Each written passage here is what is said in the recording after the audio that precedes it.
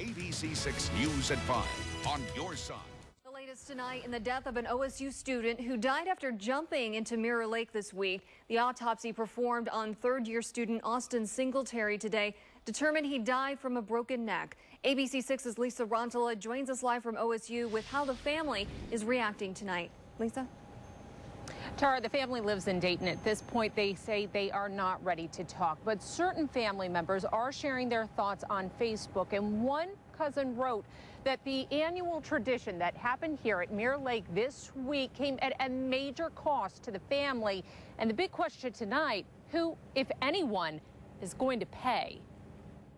Third-year human nutrition major Austin Singletary already wrote, winning the national championship has been his favorite Buckeye experience. But now that he died after breaking his neck while jumping into Mirror Lake this week. A young man with a promising future and everything to live for died tragically at Ohio State, in Ohio State's lake, at an event that Ohio State put fences up around. Columbus attorney David Thomas says both Singletary's family and Ohio State University will be studying up on their own and on their sides of this case.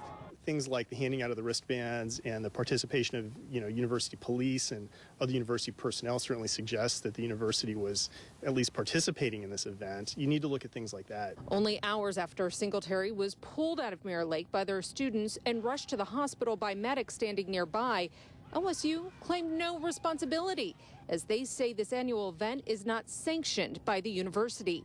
However, the Office of Student Life started passing out wristbands for those who wanted to jump the lake 2 years ago.